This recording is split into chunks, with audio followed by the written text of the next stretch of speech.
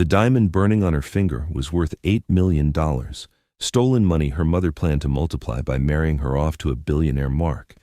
But when he pressed her against the penthouse window and made her forget every lie she'd been taught, Maya realized the most dangerous con was the one her heart was running on itself. Before we go any further, comment where in the world you are watching from and make sure to subscribe, because tomorrow's story is one you don't want to miss. I truly appreciate you choosing to spend your time here with me. I know there are a million other things you could be doing on the internet right now, but you're here, and that means everything. So tell me, how's your day going? Good? Rough? Somewhere in between? Drop a comment and let me know. And hey, if you love a good romance with danger, passion, and twists that'll have you gasping, hit that subscribe button and stay tuned, because I've got daily stories coming that you absolutely don't want to miss. Now, let's get into it. Maya Kingston stood at the edge of the marble balcony 30 floors above Manhattan and wondered how much a soul was worth on the open market. Her mother would know. Lorraine Kingston had been selling pieces of hers for 20 years. "You're shaking." His voice came from behind her, smooth as aged whiskey, and Maya didn't turn around. Couldn't. Because if she did, if she looked into those storm-gray eyes that saw too much, she'd crack. And women like her, women raised by predators, didn't get the luxury of breaking. "It's the wind," she lied, gripping the railing harder. "It's 68 degrees. There is no wind." Damn him. Damn his attention to detail, his quiet intensity, the way he noticed everything she tried to hide. Marcus Chen, 39, self-made tech billionaire. Forbes estimated his net worth at $4.2 billion. But her mother's research suggested it was closer to 6. He'd built an empire from nothing. A foster kid from Brooklyn who coded his first app at 15 and sold his company at 23. Now he owned half of Manhattan's skyline and had a reputation for being ruthless in business and unreachable in love. He was supposed to be easy, a lonely billionaire hungry for connection, a Mark. He was anything but. Maya felt him move closer, the heat of his body cutting through the cool evening air. They'd met 6 weeks ago at a charity gala her mother had orchestrated, one of those glittering events where Lorraine played the elegant philanthropist, the mysterious widow with old money and older secrets. She'd introduced Maya as her daughter, recently returned from studying art in Paris, and positioned her directly in Marcus's line of sight. The plan was textbook Lorraine: seduce, marry, drain, disappear. But textbooks didn't account for the way Marcus looked at her that first night, not like she was beautiful, but like she was a puzzle he intended to solve. They didn't mention how his hand on her lower back would burn through silk, or how his quiet, "Tell me something true," would make her want to betray everything. Maya. She finally turned, and the mistake was immediate. He stood too close, shirt sleeves rolled to his elbows, tie loosened, that sharp jawline shadowed with evening stubble. Exhaustion lined his eyes. He'd been in meetings since dawn, but he'd still come to her apartment, still sought her out. "You've been different all week," he said, studying her face with that unnerving focus, distracted, pulling away. Because her mother had accelerated the timeline, because the FBI was circling Lorraine's latest investment scheme, because Maya had 2 weeks to get a ring on her finger and access to his accounts, or everything they'd built, every con, every carefully constructed lie, would collapse. "I'm fine," she whispered. "You're a terrible liar." Her breath caught. Did he know? Had he discovered who they really were? That Lorraine Kingston wasn't old money but old arrests, that the family estate in Connecticut was rented, that every dollar they had was stolen from desperate people who believed in fake investment opportunities in Lorraine's manufactured European aristocracy? Marcus reached up, and Maya's body went rigid. But he only tucked a strand of her dark hair behind her ear, his fingers lingering against her cheek. "Whatever you're afraid of," he said quietly, "I wish you'd trust me with it." Trust. The word was a knife between her ribs. She'd been 14 when Lorraine first taught her how to cry on command. 16 when she learned to make men feel like heroes. 21 when she ran her first long con, a real estate investor in Miami who never saw her coming. Now, at 36, Maya could read a mark in 30 seconds, become whoever they needed her to be, and disappear without a trace. But Marcus wasn't supposed to read her back. "Come inside," he murmured, his thumb brushing her jaw. "You're freezing." He thought she was fragile, delicate, something to be protected. If he knew the truth, that she'd been inside his penthouse for weeks cataloging security codes, photographing documents, learning his patterns, he'd throw her off this balcony himself. Maya let him guide her through the glass doors into his living room. Floor-to-ceiling windows showcased the glittering city below, and everything in the space screamed wealth: the custom furniture, the original artwork, the silence that only money could buy in Manhattan.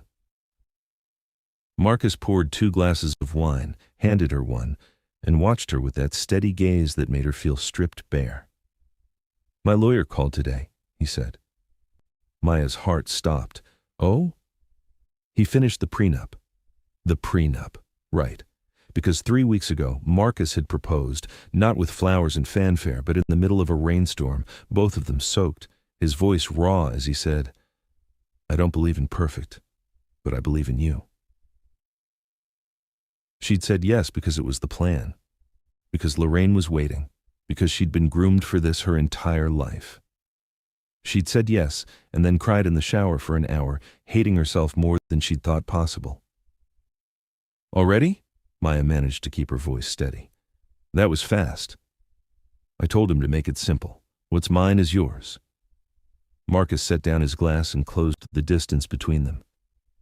"I don't want you to sign anything that makes you feel like I don't trust you." The irony was suffocating. His hands found her waist, pulling her closer, and Maya's body betrayed her, melting into him, craving the solid warmth of his chest, the steady rhythm of his heartbeat. He smelled like cedar and ambition, and when he lowered his head, his breath ghosted across her lips. "I'm going to kiss you now," he whispered, "and I need you to stop running from me." "Marcus, stop running, Maya." Then his mouth was on hers and the world caught fire. He kissed her like she was oxygen, like he'd been starving for her, one hand tangling in her hair while the other pressed her hips against his. Maya heard herself whimper, a sound of need she couldn't fake, couldn't control, and kissed him back with everything she had. This wasn't part of the plan. The plan didn't include the way her body arced into his, or the desperate hunger that made her grab his shirt and pull him closer. The plan didn't account for falling. But God help her, she was falling. Marcus lifted her effortlessly, walking them toward the bedroom, and Maya knew she should stop this, should think, should remember that in 2 weeks she was supposed to destroy this man and disappear. Instead, she wrapped her legs around his waist and kissed him deeper, drowning in the lie that this could be real. His phone buzzed, then again, and again. Marcus groaned against her mouth, setting her down gently. "I'm sorry. I told my assistant only emergencies." He checked the screen, and his expression shifted, went cold. "What is it?" Maya asked, though ice was already spreading through the chest. Marcus looked up at her, and for the first time since they'd met, she saw suspicion in his eyes. "My head of security," he said slowly. "He just sent me a file about your mother." The floor dropped out from under her. "Marcus, tell me it's wrong." His voice was steady, but his jaw was clenched. "Tell me Lorraine Kingston isn't currently under investigation for wire fraud. Tell me she didn't just get flagged by the FBI for running a Ponzi scheme that's stolen over $40 million. Maya couldn't breathe, couldn't think. The con was burned. Everything was burned. "Tell me," Marcus said, stepping closer, his eyes blazing now, "that you didn't know." And there it was, the question that would decide everything. She could lie, could play the shocked daughter, the innocent victim of her mother's schemes, could cry those perfectly practiced tears and make him believe she was as fooled as everyone else. Or she could tell him the truth and watch the only real thing she'd ever felt turn to ash. Maya opened her mouth, the lie ready on her tongue, but what came out was, "I knew." The silence that followed was deafening. Marcus stared at her like she'd just gutted him, and maybe she had. His hands fell to his sides, and he took a step back, then another, putting distance between them like she was poison. You knew, he repeated, his voice hollow. Marcus, please. How long? The question cracked like a whip. How long have you been playing me? It's not. Maya's voice broke. It wasn't supposed to be like this. How long? From the beginning. The confession tore out of her. The gala, the meet cute, all of it. She planned everything. Something shattered in his expression, something that looked like hope dying in real time. Get out, Marcus, get out. His roar echoed through the penthouse and Maya flinched. She'd never heard him raise his voice, never seen him lose control. She backed toward the door, tears streaming down her face, real ones this time, the kind that hurt. I'm sorry. I'm so sorry. Sorry? Marcus laughed, bitter and broken. You were going to marry me, take everything, and you're sorry? I fell in love with you. The words exploded from her chest. That wasn't fake. That was never fake. He froze, and for one heartbeat Maya saw it, the war in his eyes, the part of him that wanted to believe her fighting the part that knew better. Then his phone rang again. He answered without looking away from her. What? A pause. His expression went from fury to shock. When? Another pause. Jesus Christ. He hung up and met her eyes, and what she saw there made her blood run cold. Your mother, he said flatly, just collapsed at her hotel. She's being rushed to Mount Sinai. The world tilted. What? Heart attack, critical condition. Marcus's smile was cruel. Convenient timing. But Maya was already running. Maya's heels echoed through the hospital corridor like gunshots, each step a reminder that she was running toward the woman who'd taught her how to destroy people. The fluorescent lights hummed overhead, sterile and unforgiving, and somewhere behind her she could hear Marcus's measured footsteps keeping pace. He'd followed her, even after everything, even knowing what she was, he'd followed her. She didn't know if that made him stupid or if it made her situation infinitely worse. Room 407, a nurse called out, but Maya was already pushing through the door. Lorraine Kingston lay in the hospital bed looking smaller than Maya had ever seen her. At 58, her mother was still beautiful. Sharp cheekbones, flawless skin maintained by the best dermatologist stolen money could buy, silver-streaked dark hair that she wore like a crown. But now, with tubes running from her arms and monitors beeping steadily, she looked mortal. She looked scared. Maya. Lorraine's voice was weak, but her eyes were sharp as ever. Then they shifted past her daughter, landing on Marcus in the doorway, and something flickered across her face. Calculation. Even now, even here, she was working angles. Mrs. Kingston, Marcus's voice was ice. How fortunate that you're still with us. Mr. Chen, Lorraine managed a frail smile. I didn't expect that I'd find out. He moved into the room with predatory grace, hands in his pockets, every inch the billionaire who'd built empires by knowing exactly when someone was lying. That I'd discover your entire life is a fabrication? That you've been running cons across 3 continents for 2 decades? Maya's stomach dropped. Marcus, please. No. He didn't look at her, couldn't. She needs to hear this. You both do. He turned back to Lorraine. I know about the fake royal lineage, the manufactured ancestry connecting you to some obscure European duchy that hasn't existed since 1847. I know about the investment scheme in Singapore, the real estate fraud in Dubai, the charity foundation in London that was just a shell company. Shall I continue? Lorraine's monitor beeped faster. I don't know what you think you found. I found everything. Marcus pulled out his phone, scrolled, read aloud. Lorraine Kirsch, born in Newark, arrested twice for check fraud before age 25, married Robert Kingston, real name Robert Kowalski, small-time con artist, in 1987. He died in prison in 2003. You've been using his name and a fabricated identity ever since. Maya felt the room spin. She'd known her mother was a liar, but she'd never known the depth of it. Never known her father had died in prison. Lorraine had always said he'd died in a car accident in Monaco. Everything was a lie, every single thing.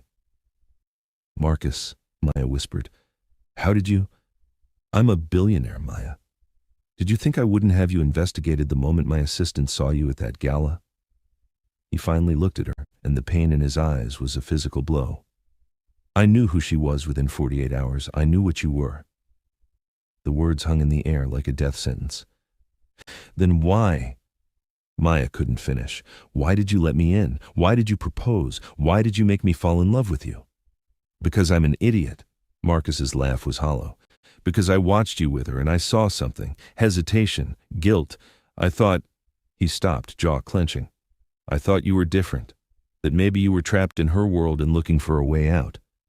I was, Maya said desperately. I am... Enough. Lorraine's voice cut through the room, stronger now despite the tubes and monitors. She fixed Maya with a look that said, "Shut your mouth," the same look she'd used 1,000 times before when Maya had dared to show weakness. Mr. Chen, I'm sure we can come to an understanding. I have resources, connections. You have nothing. Marcus moved closer to the bed, and his presence seemed to fill the entire room. The FBI will be here within the hour. Your accounts are frozen. Your properties are seized. Every single mark you've ever conned is coming forward now that the investigation is public. He paused. You're done. You self-righteous bastard. Lorraine's mask slipped, revealing the venom beneath. You think you're better than me? You clawed your way up by stepping on people, by being ruthless. I built something. Marcus's voice was quiet but lethal. I created technology that employs 30,000 people. You just took. And what do you think you were going to do with my daughter? Lorraine spat. Use her like some trophy, some proof that the poor foster kid made it us? Mom, stop! No, Maya, let's be honest for once. Lorraine sat up straighter, ignoring the machine's protests. You think he's your knight in shining armor? He knew what we were from the start, and he played you anyway. He let you fall in love with him while knowing he'd destroy you. What does that make him? The accusation landed like a punch, and Maya turned to Marcus, searching his face for denial. She found none. Is that true? Her voice cracked. You knew from the beginning? Marcus met her eyes, and she saw the answer there before he spoke. Yes. The betrayal was breathtaking. All those moments, the careful conversations, the gentle touches, the way he'd looked at her like she was precious. It had all been theater. He'd been running his own con, letting her think she was playing him while he pulled her strings. I wanted proof, Marcus continued, his voice devoid of emotion now. Evidence that would hold up in court. I needed her to accelerate the timeline, push for marriage, make her intentions crystal clear. By using me. Maya felt something inside her shatter, sharp and irreparable. You made me fall in love with you to trap her. Yes. The honesty was somehow worse than any lie would have been. You bastard, Maya whispered. I'm not the one who tried to steal $4 billion. No, you're just the one who made me believe... She stopped, choking on the words. You made me believe I could be something else, someone else. For the first time, Marcus's composure cracked. Maya, don't! She backed toward the door, needing distance, needing air. Don't say my name like it means something to you. It does. The words came out raw. That's the problem. It wasn't supposed to, but it does. Lorraine laughed from the bed, bitter and knowing. Well, isn't this touching? Two liars falling for each other while trying to destroy each other. It's almost poetic. Shut up, Mom. Maya's hands were shaking. Just shut up. Why? Because the truth hurts? Lorraine's eyes glittered with malice. You want to know the real truth, baby girl? I didn't have a heart attack. I took pills, half a bottle of them. The room went silent. What? Maya's voice was barely audible. An attempted suicide looks a lot better to a jury than a conscious criminal. Lorraine smiled coldly. Sympathetic. Broken. A woman driven to the edge by stress and grief. My lawyer's already drafting the mental health defense. Maya felt bile rise in her throat. Even this, even her mother's near death, had been calculated. Another con, another angle. You're insane, Marcus said flatly. I'm a survivor. Lorraine shifted her attention back to Maya. And so are you, whether you want to admit it or not. You think you can walk away from this? Build some normal life? You're just like me, Maya. It's in your blood. I'm nothing like you.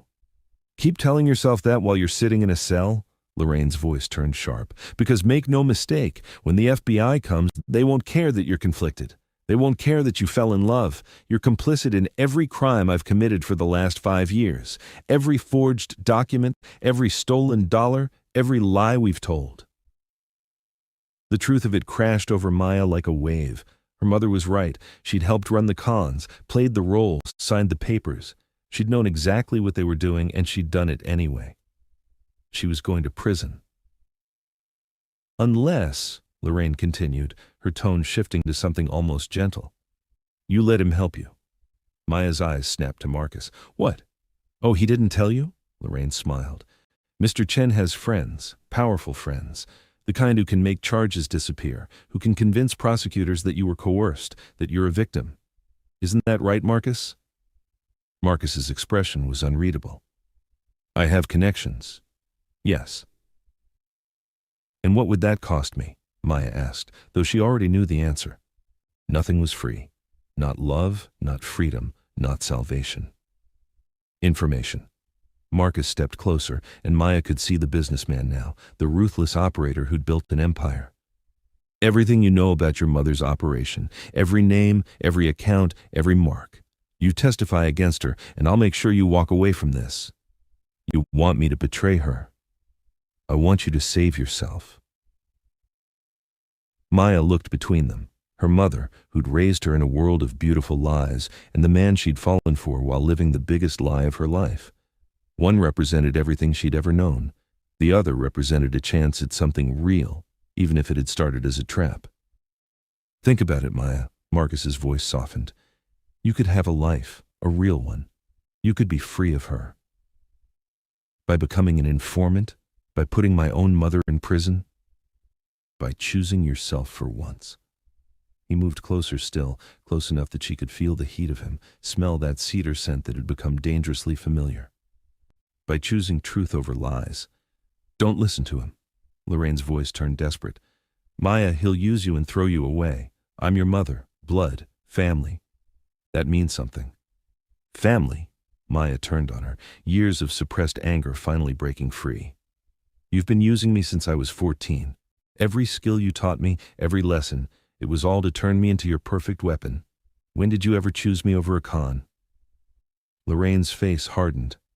I gave you everything. Clothes, education, a life most people only dream of. All stolen. All fake. Maya's voice broke. Was anything about my childhood real? Did you ever love me? Or was I just another long-term investment?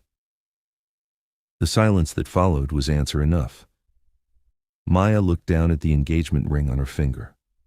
$8 million of blood money, the physical manifestation of every lie she'd ever been told, and every lie she'd ever lived. The diamond caught the harsh hospital lights, throwing rainbows across the sterile walls. Beautiful and false, just like everything else. She twisted it off her finger and set it on the bedside table. I'm done, she said quietly. Maya. Both Lorraine and Marcus started simultaneously. I'm done with both of you. She backed toward the door, needing to escape, needing to think. You want to destroy each other?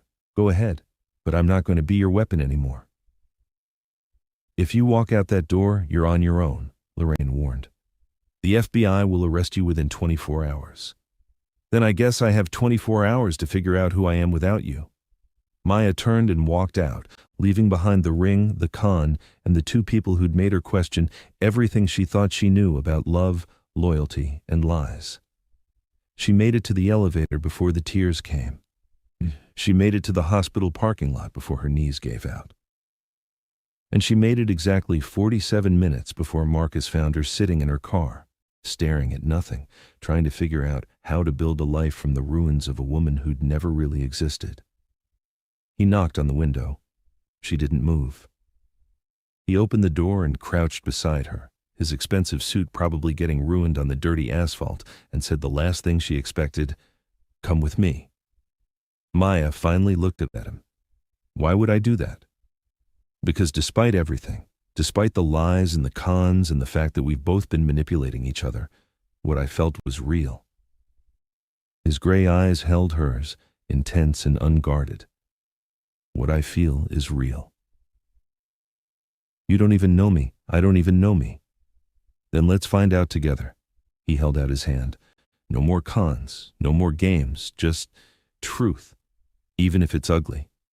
Maya stared at his outstretched hand, at this man who'd played her as expertly as she'd tried to play him, who'd broken her heart while making her feel it for the first time in her life.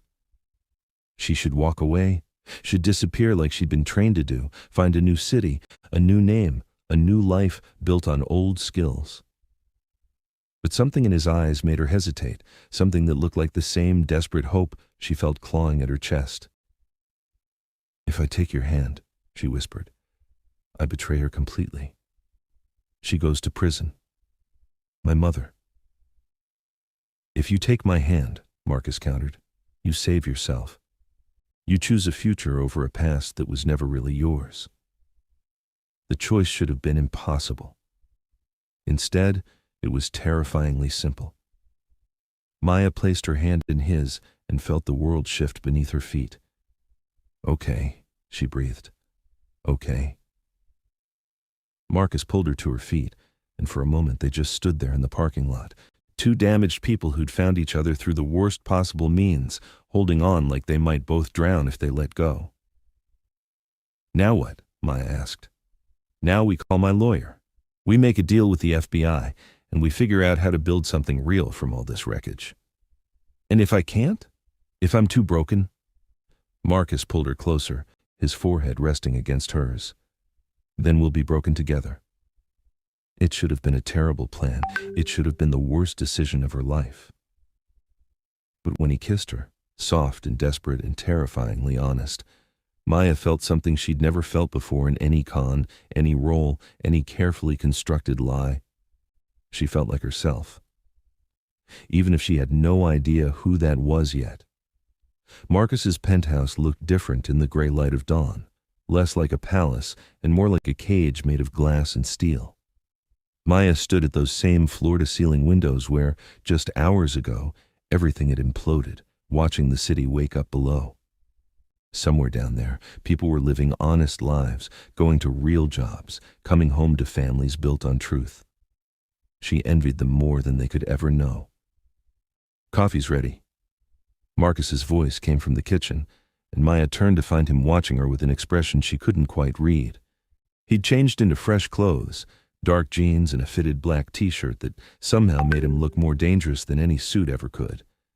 His hair was still damp from the shower, and there was a shadow of exhaustion under his eyes that matched her own. They'd spent the last 6 hours with his lawyers, hammering out the framework of her cooperation agreement. Maya had talked until her voice went hoarse, detailing every con, every mark, every illegal dollar that had passed through Lorraine's hands. The lawyers had recorded everything, their faces carefully neutral, as she'd confessed to crimes that would have put her away for 20 years. But Marcus had been there the whole time, a steady presence at her side, and whenever she'd faltered, his hand had found hers under the table. She still didn't know what to make of that. I can't drink coffee right now, Maya said. I can't eat. I can't. She stopped, wrapping her arms around herself. What happens now? Now we wait for the FBI to review your statement. Marcus moved closer, carrying 2 mugs anyway. My lawyers think they'll offer immunity in exchange for your testimony. Lorraine's the prize. You're just collateral damage? Maya supplied bitterly. A victim. His voice was firm. That's what we're arguing. That she groomed you, manipulated you, used you. Except that's not entirely true, is it? Maya took the mug he offered, if only to have something to hold. I knew what we were doing. I made choices. Under her influence, since you were a child. I'm 36 years old, Marcus. At some point, I have to own my actions. He studied her for a long moment, and she could see him processing, calculating. It was the same look he probably wore in boardrooms, figuring out the angles, the plays. You're different than I expected, he finally said. What did you expect? Someone harder, more like her. He set his coffee down and moved to stand beside her at the window. When I first had you investigated, I thought you were just a younger version of Lorraine, beautiful, calculating, empty inside, another sociopath in designer clothes. The words should have hurt. They didn't. Maya had thought the same thing about herself for years. But then I watched you, Marcus continued, his voice dropping lower. At that first gala, when your mother was working the room, you stood in the corner for 20 minutes just staring at a painting. Vermeer. A girl with a pearl earring reproduction. And the look on your face. He paused. You weren't scoping the room or identifying marks. You were just looking at art like it meant something to you. Maya remembered that moment. She'd needed a break from performing, from being the perfect bait her mother had groomed her to be. The painting had been an anchor, something beautiful and true in a room full of lies. That doesn't make me a good person, she whispered. No, but it made me curious. Marcus turned to face her fully. So I kept watching. I saw you volunteer at that soup kitchen on Tuesdays. You were following me? I had people following you. There's a difference. A ghost of a smile crossed his face. I saw you give your coat to a homeless woman in the rain. Saw you stop to help that kid who'd scraped his knee on the subway stairs. Little things. Things that didn't fit the profile of a con artist. Maybe that was part of my cover. For 6 months before we'd even met? He shook his head. No. You were doing those things because somewhere underneath all the training and manipulation, there's someone decent trying to get out. Maya wanted to believe him. God, she wanted to believe that she was more than what her mother had made her. But the evidence was damning. I helped her steal $40 million, Marcus. I looked people in the eye and lied to them, made them trust me. Some of them lost their life savings because of us. Her voice cracked. How do I come back from that? By making it right, by testifying, by helping put her away so she can't hurt anyone else. By destroying my own mother. By saving yourself, Marcus corrected, and there was an edge to his voice now. She doesn't get to hold you hostage forever, Maya. At some point, you have to cut the cord. Easy for you to say. You don't have family. The words came out harsher than she'd intended, and Marcus flinched. She knew his history. Orphaned at 7, bounced through foster homes until he aged out of the system at 18. No family, no safety net, just himself and a fierce determination to build something from nothing. You're right, he said quietly. I don't, but I know what it's like to be alone, and I know that blood doesn't make someone family. Love does, loyalty does, and your mother has shown you neither. Maya felt tears burning behind her eyes but refused to let them fall. She'd cried enough in the past 24 hours to last a lifetime. Why are you doing this? She asked instead. Helping me. You could just turn me in, let the FBI sort it out. Why risk your reputation getting involved with someone like me? Marcus was quiet for a long moment, and when he finally spoke, his voice was raw with an honesty that made her chest ache. Because for the first time in 15 years, I felt something real with you. Even knowing what you were, even knowing why you were there, when you looked at me, really looked at me, I felt seen. He moved closer, close enough that she could feel the heat radiating from his body. Do you know how rare that is? How lonely it gets at the top when everyone wants something from you? I wanted something from you too, Maya reminded him. $4 billion, remember? At first, maybe. But somewhere along the way, it changed. I felt it change. His hand came up to cup her face, thumb brushing across her cheekbone. Tell me I'm wrong. Tell me it was all an act. Maya's breath caught. She should lie, should push him away, should protect whatever was left of her shattered heart. Instead, she leaned into his touch and whispered, You're not wrong. The admission hung between them like a live wire. When? Marcus asked, his gray eyes searching hers. When did it become real for you? Maya thought back through the past 6 weeks, trying to pinpoint the exact moment she'd crossed the line from performer to participant, from con artist to something terrifyingly genuine. The rain, she finally said. When you proposed, you just closed that merger, made $300 million in a single afternoon, and instead of celebrating, you took me to this tiny ramen shop in Queens. Remember? Marcus nodded, his thumb still tracing gentle patterns on her skin. We were walking back to your car, and it started pouring, And you, Maya's voice caught. You took off your jacket to cover me and you were laughing, and there was this moment where you just stopped in the middle of the sidewalk, soaking wet, and looked at me like I was the only thing in the world that mattered. You were, Marcus said simply. That's when I knew I was in trouble. Because I wanted that look to be real more than I wanted the money. More than I wanted to make my mother proud, more than I wanted anything. The tears finally spilled over. And when you got down on one knee in the rain and said you didn't believe in perfect but you believed in me, I died a little. Because I knew you were wrong. I knew I was the least believable thing in your life. Marcus wiped her tears with his thumbs, his own eyes suspiciously bright. You want to know when it became real for me? When?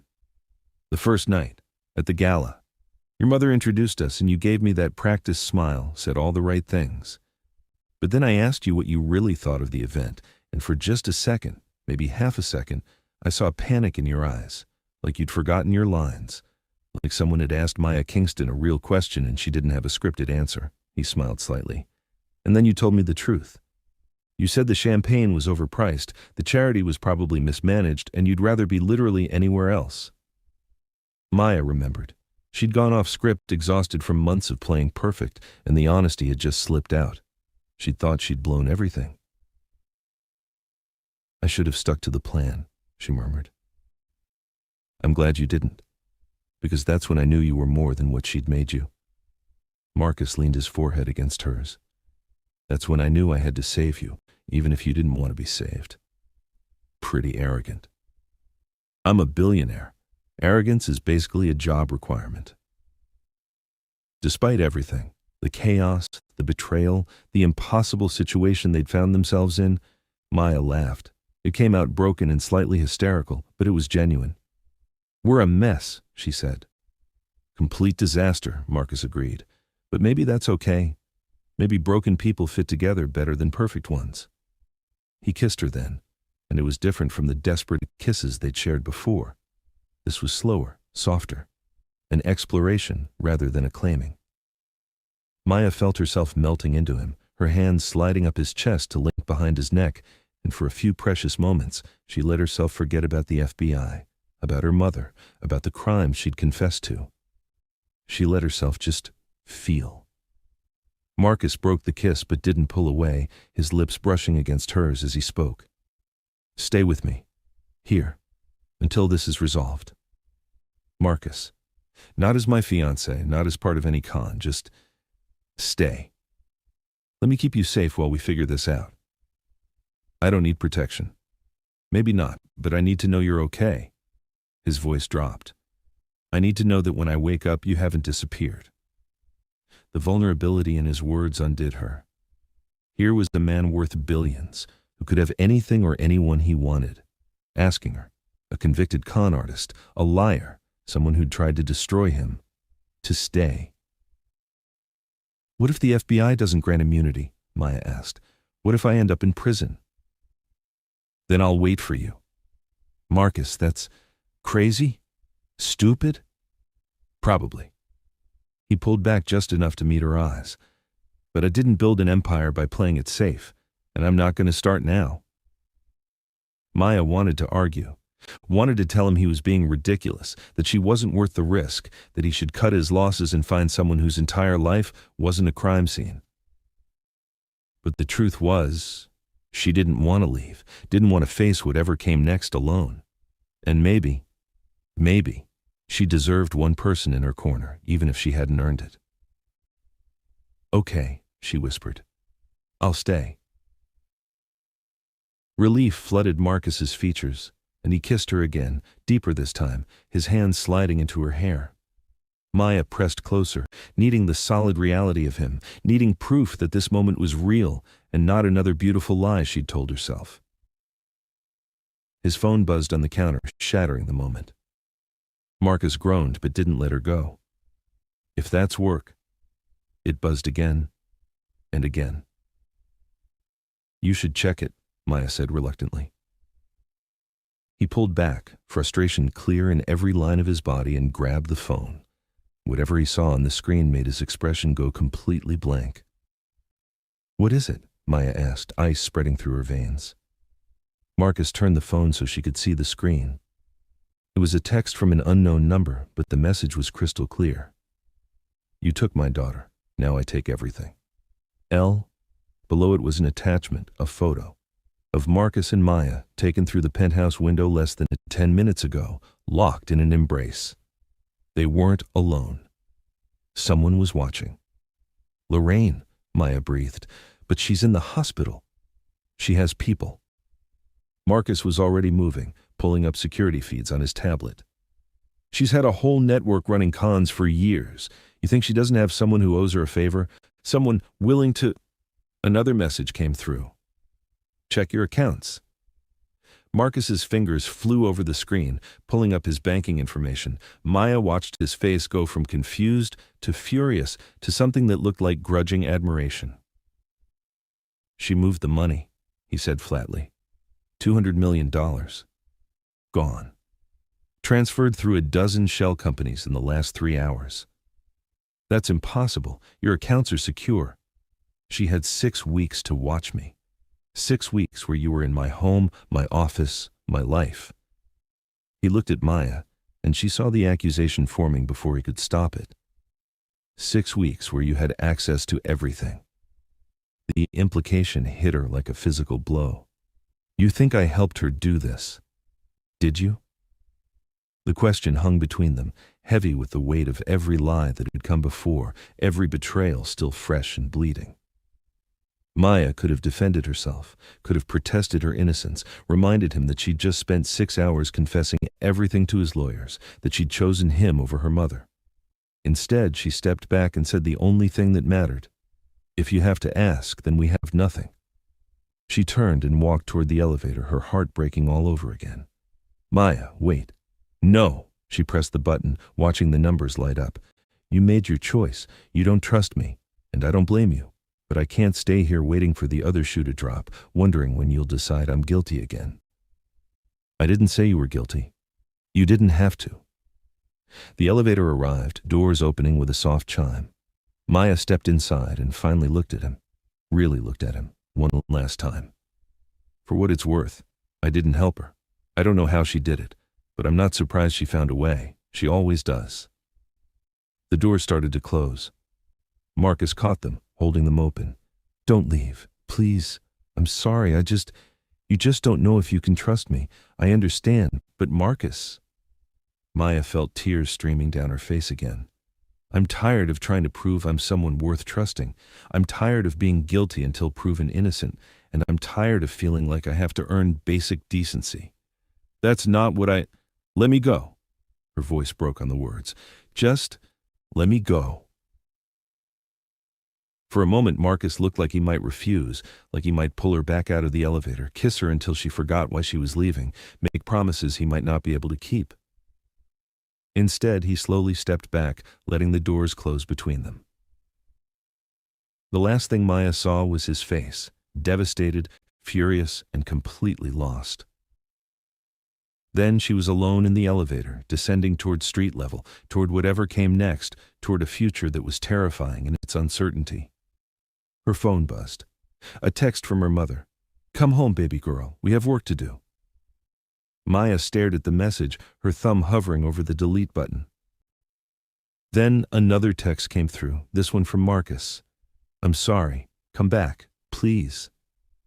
2 choices, 2 futures, 2 people who'd lied to her and hurt her and made her question everything she thought she knew about herself.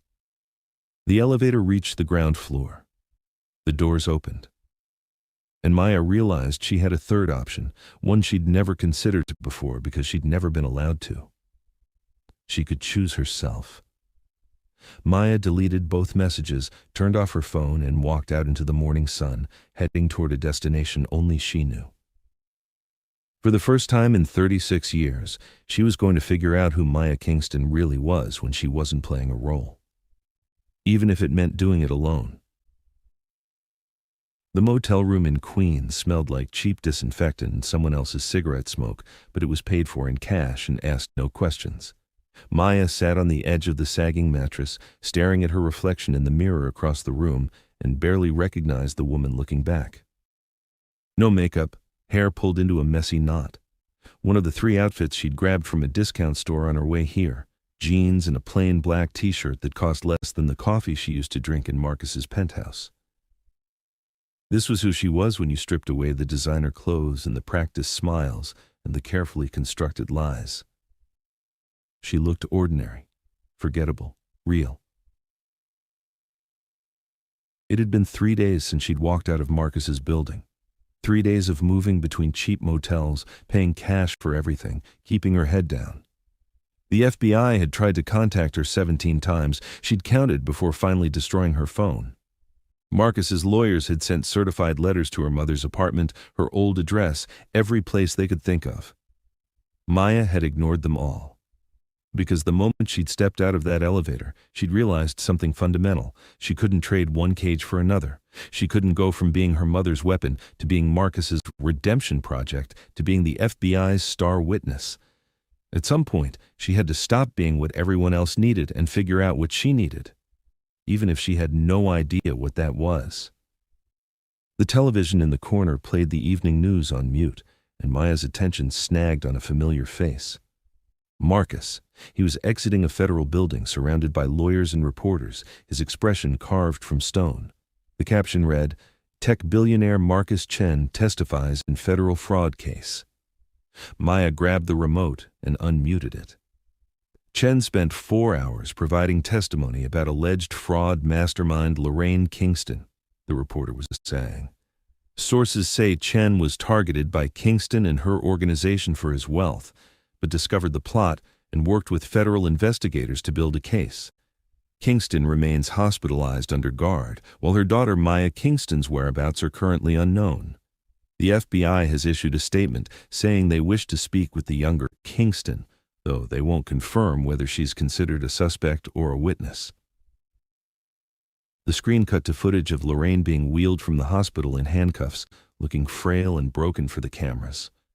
But Maya saw through it, saw the steel in her mother's spine, the calculation in her eyes.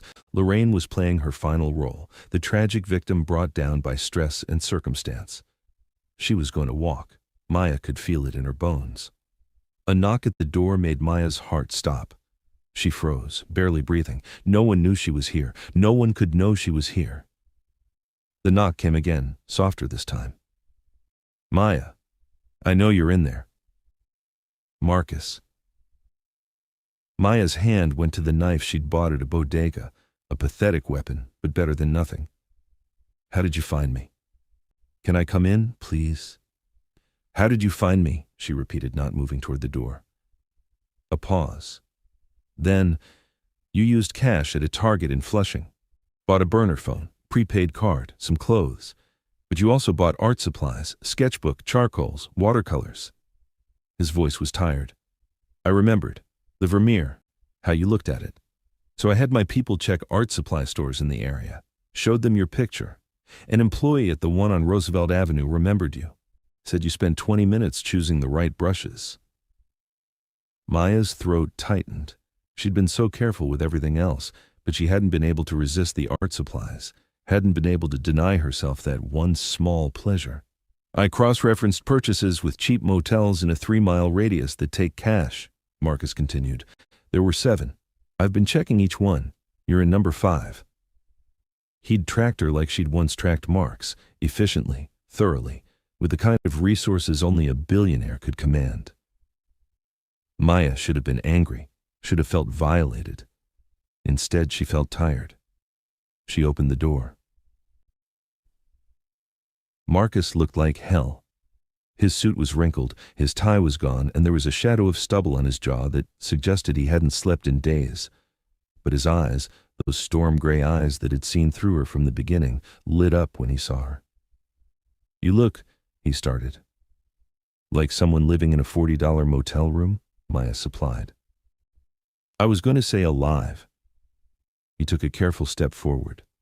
"Can I come in?"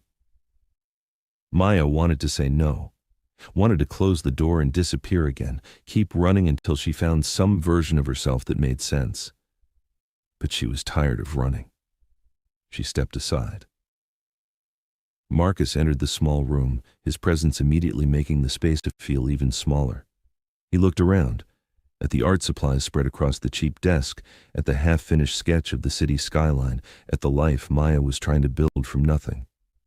"You're drawing again," he said quietly. "I'm trying to remember who I was before she made me into something else." Maya closed the door but stayed near it, keeping distance between them. "What do you want, Marcus?" He turned to face her, and the raw emotion in his expression made her breath catch. "I want to apologize. I want to tell you I'm an idiot. He stopped, running a hand through his hair in frustration. "I want to explain why I accused you of helping her steal that money." "You don't owe me an explanation."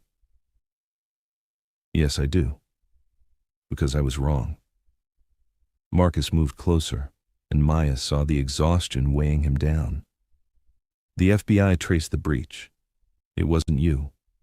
Lorraine hired a hacker in Prague, someone she'd worked with years ago. He'd been inside my systems for months, waiting for the right moment. The money's gone, probably unrecoverable, and it had nothing to do with you. The vindication should have felt good. It didn't. So you're here to what? Say you're sorry? Tell me I was right?" Maya crossed her arms. "I don't need your apology, Marcus. I need you to leave me alone." "I can't do that." "Why not?" "Because I'm in love with you." The words came out fierce, desperate. "Because these last 3 days without you have been hell. Because I keep picking up my phone to call you, keep turning to tell you something, keep reaching for you at night and finding empty space." Maya felt something crack inside her chest. "Don't do this." "Do what?" "Tell you the truth."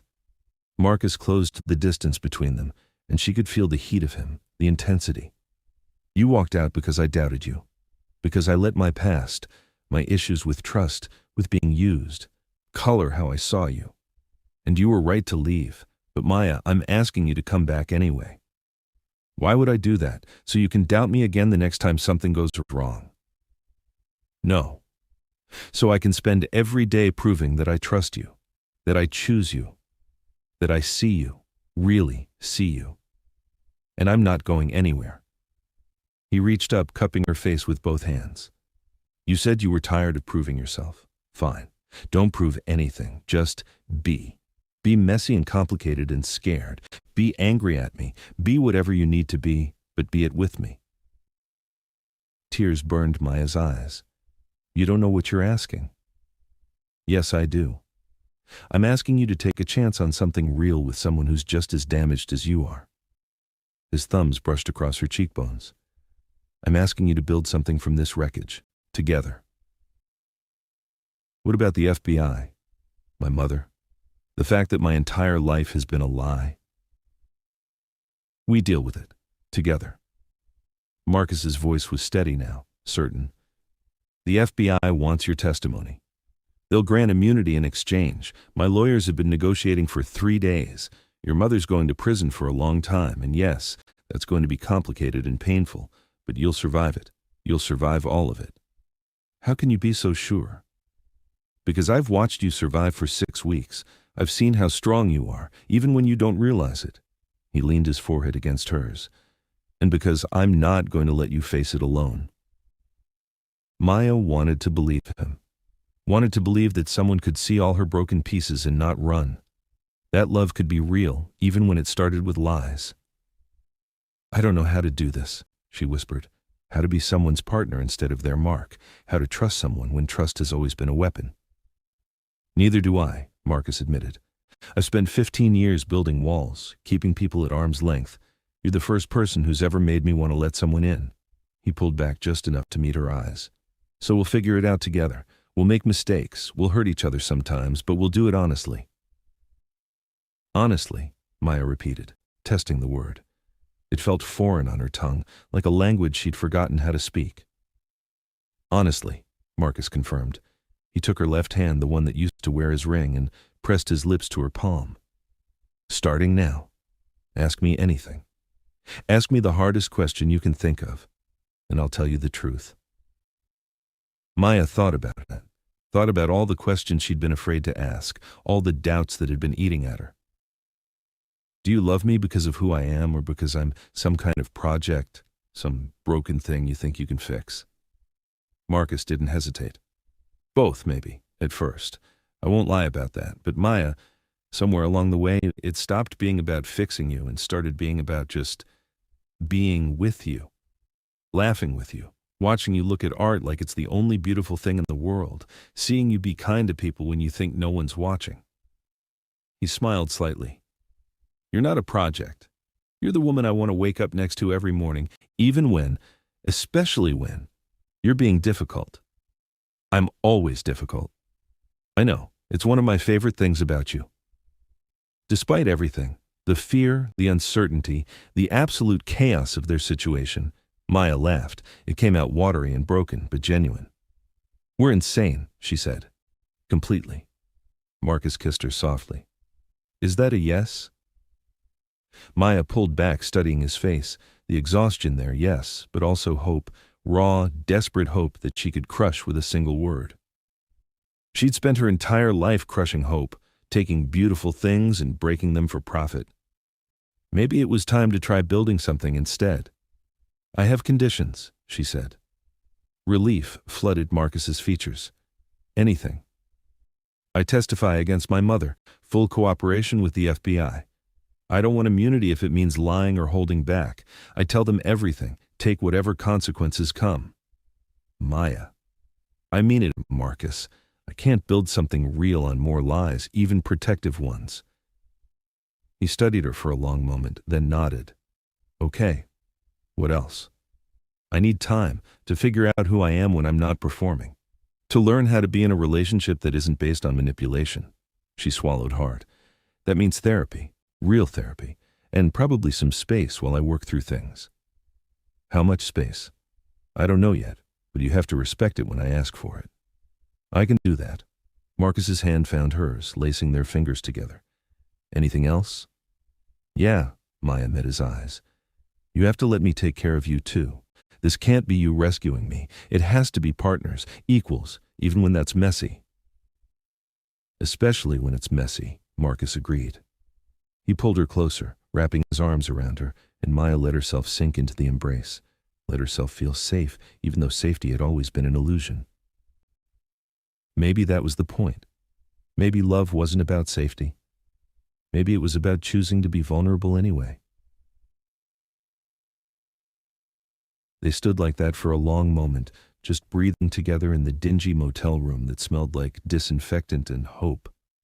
I'm scared, Maya finally admitted against his chest. Me too. What if I can't be what you need? What if you're exactly what I need, broken pieces and all? Marcus pressed a kiss to the top of her head. What if we stop asking what if and just try? Maya pulled back to look at him.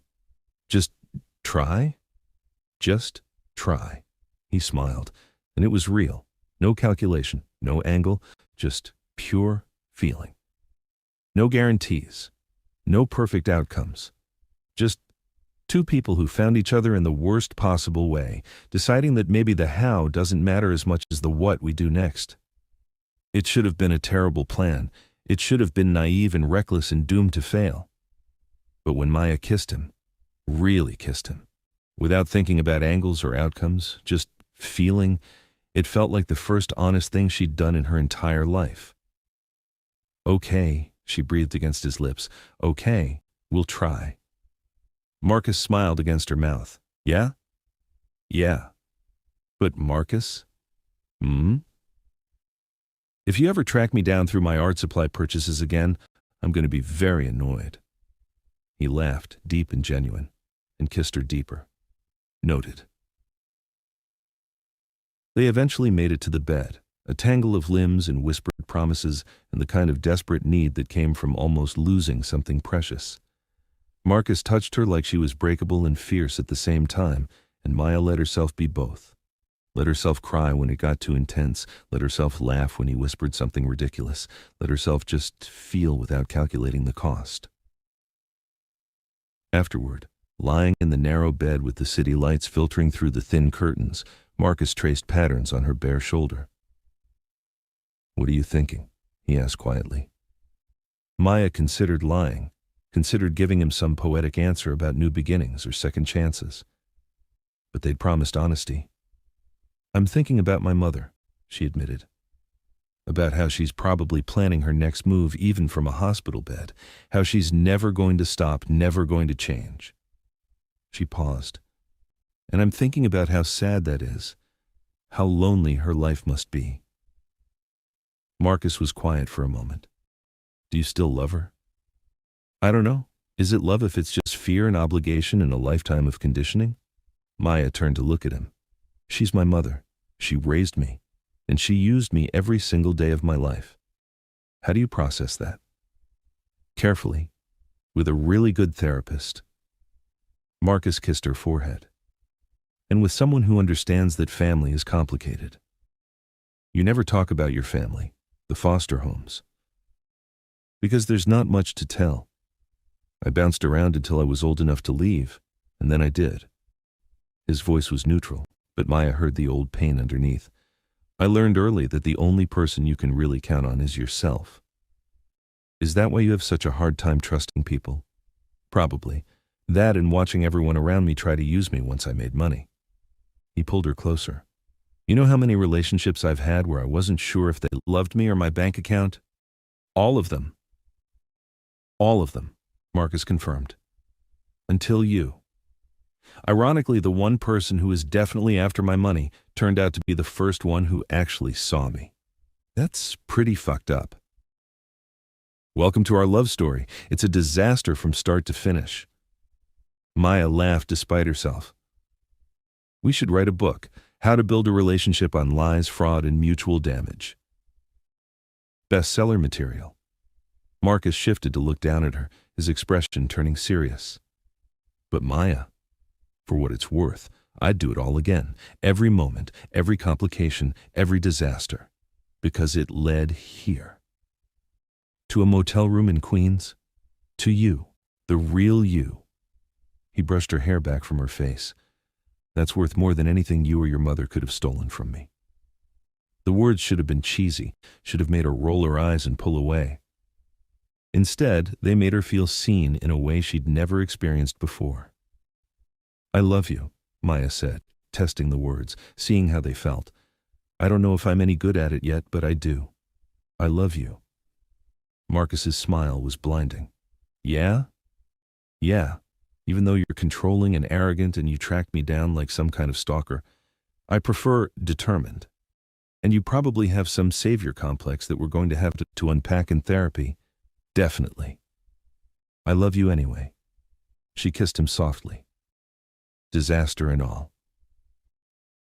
Disaster and all, Marcus repeated, and kissed her back.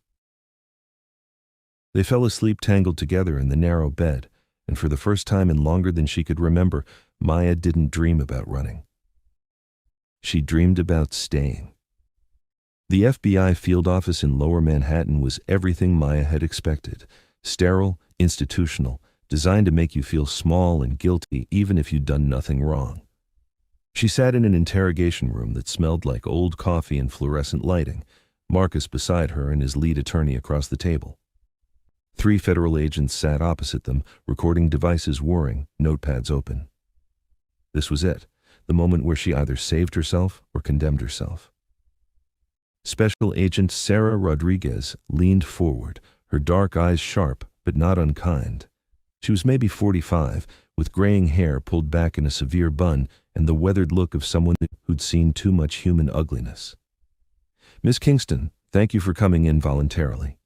Before we begin, I want to make sure you understand your rights and the terms of the proffer agreement your attorney negotiated. Maya's lawyer, a sharp woman named Jennifer Chen who specialized in white-collar crime, nodded. My client understands. She's here to provide full and truthful testimony regarding Lorraine Kingston's criminal enterprise in exchange for immunity from prosecution. Full and truthful, Agent Rodriguez repeated, her gaze never leaving Maya's face. That means everything, Miss Kingston. Every con, every crime, every detail. If we find out you've lied or withheld information, the deal is void, and you'll face the full extent of federal charges. Do you understand? Maya felt Marcus's hand find hers under the table, squeezing gently. I understand, she said, her voice steadier than she felt, and I'm ready to tell you everything. The next 4 hours were brutal. Maya walked them through her entire life, from her earliest memories of watching her mother charm investors at dinner parties to the elaborate cons they'd run across 3 continents. She detailed the fake royal lineage Lorraine had constructed, complete with forged documents and paid actors. She explained how they'd targeted wealthy, lonely men and women, building trust over months before draining their accounts. She named names, provided dates, described the network of accomplices Lorraine had cultivated over decades. And she didn't spare herself. "I knew what we were doing was wrong," Maya said at one point, her voice cracking. "I knew we were destroying people's lives, but she was my mother. She'd raised me to believe this was normal, that everyone lied and stole, that we were just better at it than most people." She paused, swallowing hard. "That doesn't excuse it. Nothing excuses it. But that's the truth." Agent Rodriguez's expression remained neutral, but Maya caught something that might have been sympathy in her eyes. "Tell us about Marcus Chen. When did you first become aware that he was a target?" Maya felt Marcus tense beside her, but his hand stayed steady in hers. 8 months ago. My mother showed me his file, net worth, properties, relationship history, psychological profile. She said he was perfect, lonely, successful, hungry for connection. She spent 3 months planning our first meeting, down to the exact moment I'd walk past him at the gala. "And you agreed to target him?" "Yes." The word tasted like ash. "I was trained for this. I knew how to become whatever he needed, how to make him fall in love with someone who didn't exist." "But something changed," Agent Rodriguez said. It wasn't a question. Maya glanced at Marcus, seeing her own pain reflected in his eyes. Everything changed. He wasn't supposed to be kind, wasn't supposed to see through me, wasn't supposed to make me want to be real.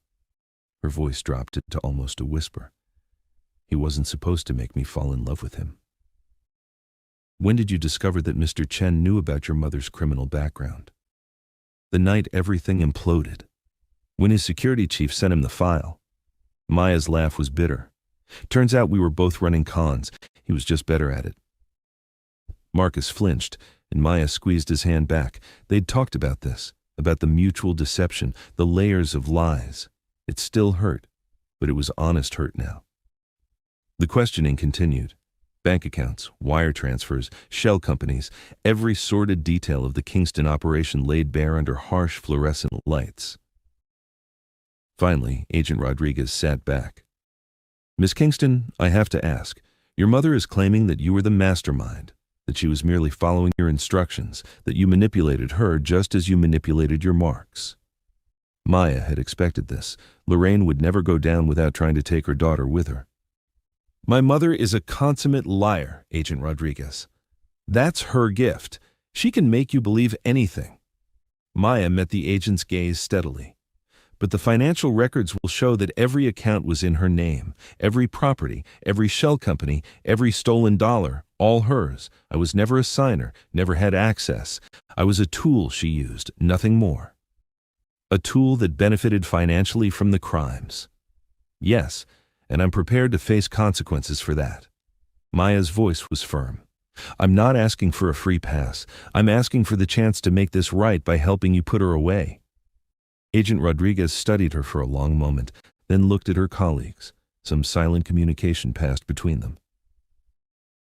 "We'll need you to testify before a grand jury," Rodriguez finally said, "and eventually a trial. Your mother's attorney is going to come at you hard, paint you as the real villain, claim you're lying to save yourself. Are you prepared for that?" Maya thought about Lorraine, about the woman who'd given birth to her and then spent 36 years molding her into a weapon. The woman who'd never said, "I love you," without an agenda, who'd never hugged her without calculating the angle. "Yes," Maya said, "I'm prepared." The meeting wrapped up an hour later with instructions for Maya's testimony schedule and restrictions on her movements until the trial. When they finally stepped out of the FBI building into the late afternoon sun, Maya felt like she'd been wrung dry. Marcus pulled her into his arms right there on the sidewalk, not caring about the people rushing past or the photographers who'd been camped outside hoping for a shot. "You were incredible," he murmured against her hair. "I was honest. There's a difference." "Not to me." He pulled back to look at her. "I know that wasn't easy." It was the easiest thing I've done in years. Maya managed a weak smile.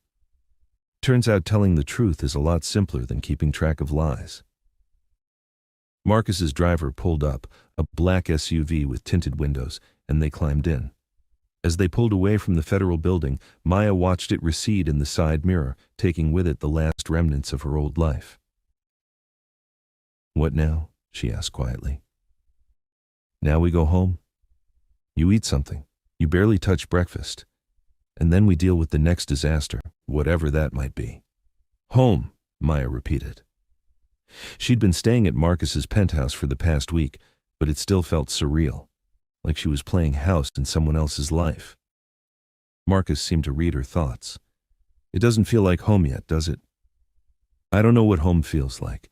Every place I've ever lived was temporary, a stage set for whatever con we were running." "Then we'll figure it out together, make it feel real." He laced his fingers through hers. "Starting with your art studio." Maya turned to look at him. "What?" "The guest bedroom. I had it cleared out while you were packing your things at the motel. Ordered proper lighting, an easel, supplies. It's yours now." Tears pricked Maya's eyes. "Marcus, you didn't have to." "I wanted to. You need a space that's just yours, somewhere you can figure out who you are when you're not performing." He brought her hand to his lips. "Besides, I want to see what you create when you're not looking over your shoulder." The gesture was so thoughtful, so perfectly aimed at what she needed, that Maya felt something loosen in her chest, some tight knot of fear she'd been carrying. "Thank you," she whispered. They rode in comfortable silence for a while, the city streaming past outside. Then Maya's phone buzzed, the new one Marcus had gotten her, encrypted and secure. She glanced at the screen and felt ice spread through her veins. "What is it?" Marcus asked, instantly alert. Maya turned the phone so he could see. It was a message from an unknown number. "You betrayed me. Now you'll understand what that feels like. Watch the news tonight." "Mom." "Jesus," Marcus breathed. He immediately pulled out his own phone, dialing. "David, I need you to call the FBI. Lorraine Kingston just made contact with Maya. Yes, I'm sending you the screenshot now, and get our security team on high alert. I want to know if anyone so much as looks at us wrong." He hung up and pulled Maya closer. "It's going to be okay. She's just trying to scare you." "It's working."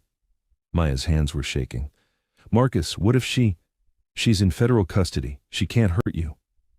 "She doesn't have to be free to hurt me. She has people, resources, favors she can call in." Maya felt panic rising in her throat. "You don't understand. She's never lost. Never. She always has a backup plan, an escape route, a way to come out on top.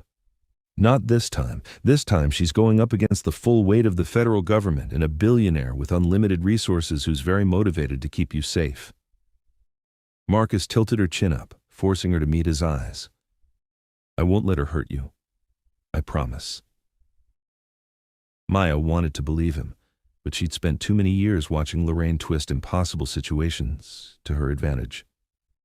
When they arrived at the penthouse, Marcus's head of security was waiting. David Park was ex-Secret Service, 40-something, with the kind of hypervigilance that came from protecting presidents. He ran them through enhanced security protocols, new codes, additional cameras, a panic button for Maya to wear at all times. "We're also posting 2 guards in the lobby and 1 on this floor," David said. "No one gets up here without me vetting them personally." Maya felt like she was suffocating. "This is insane. I can't live like this." "You won't have to, not forever." Marcus's voice was gentle but firm. "Just until the trial. Once she's convicted, once she's locked away, you'll be safe." If she's convicted, Maya thought but didn't say. If she doesn't find a way to wriggle out of this like she's wriggled out of everything else. That evening, Maya stood in her new studio. Because it was hers now, Marcus had made that clear, and tried to lose herself in painting. The room was perfect, north-facing light, professional-grade easel, supplies she'd only dreamed of when she was buying discount watercolors at a Queens art store. But her hands wouldn't stop shaking. At 7 o'clock, Marcus called her into the living room. "The news is about to start. Whatever she's planning, we should see it coming." They sat together on the couch, Marcus's arm around her shoulders, and waited. The news anchor appeared on screen, her expression grave. We begin tonight with a breaking development in the case against alleged fraud mastermind Lorraine Kingston. Earlier today, Kingston's attorney released a statement along with what they claim is evidence that Kingston's daughter, Maya Kingston, was the true architect of the fraud scheme. Maya's blood ran cold. The screen cut to footage, security camera footage that Maya recognized immediately. It was from 2 years ago, a con they'd run in Los Angeles, and there was Maya, clearly visible, meeting with a Mark, accepting a briefcase full of cash, smiling that predatory smile she'd perfected. Jesus Christ, Marcus breathed. But it got worse. The anchor continued. The attorney also released audio recordings allegedly proving that the younger Kingston manipulated her mother into committing crimes. We should warn viewers that the language in these recordings is disturbing. Then Maya heard her own voice, tinny but clear through the television speakers. She's weak, Mom. Easy to manipulate. Just play the sympathy card and she'll hand over everything. These lonely women always do. Maya's stomach heaved. She'd said those words. She'd meant them. 2 years ago, before Marcus, before any of this, she'd been exactly the monster her mother was now painting her as. This is a classic manipulation tactic, a legal expert was saying on screen. The younger Kingston is facing serious charges, so she's trying to shift blame to her mother. But this evidence suggests she may have been the driving force behind the operation all along. Maya couldn't breathe, couldn't think. The room was spinning and Marcus was saying something, but she couldn't hear him over the roaring in her ears. She stood abruptly, backing away from the television, from Marcus, from the damning evidence of who she'd been. Maya, Marcus reached for her. Don't, the word came out sharp, desperate. Don't touch me. Don't. I'm exactly what they're saying. I'm exactly that person. You were that person, past tense. Marcus stood slowly, hands up like he was approaching a wild animal. You've changed. Have I? Maya laughed, the sound edging toward hysterical. Or am I just running a new con? Poor damaged Maya, trying to make things right. Maybe I'm playing you all over again and I don't even realize it. Stop! Marcus's voice cut through her spiral. Stop doing her work for her. This is what she wants, for you to doubt yourself, to break down, to destroy your own credibility before you can destroy hers. What if she's right? What if I am the monster?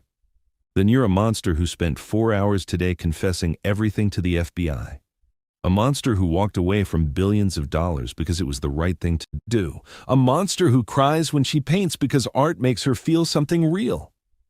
Marcus closed the distance between them. Monsters don't do those things, Maya. You don't know that. You don't know what I'm capable of. I know that you're terrified right now. I know that you're being attacked by the person who's supposed to protect you. I know that you're stronger than you think. He cupped her face in his hands. And I know that I love you. Not the person you were, not some idealized version. You. Right now. Scared and angry and imperfect. Maya felt tears streaming down her face. How can you still love me after seeing that, after hearing what I said? Because I've said worse in boardrooms while destroying competitors. Because I've been ruthless and cold, and I've hurt people building my empire. Marcus's voice was raw. We've both done things we're not proud of. But Maya, we get to choose who we become next. That's the gift of rock bottom. You can only go up. Or you can stay down, drown in it. Not on my watch. He pulled her into his arms, and Maya collapsed against him, sobbing. They stood like that for a long time, Marcus holding her while she cried out years of guilt and shame and fear. When she finally pulled back, exhausted and raw, he was still there, still solid, still looking at her like she was worth fighting for. What do we do now? Maya asked, her voice hoarse. Now we call Jennifer. We show her the recordings. We prove that your mother edited them, took them out of context, whatever it takes to show the truth. Marcus grabbed his phone. And then we go on the offensive.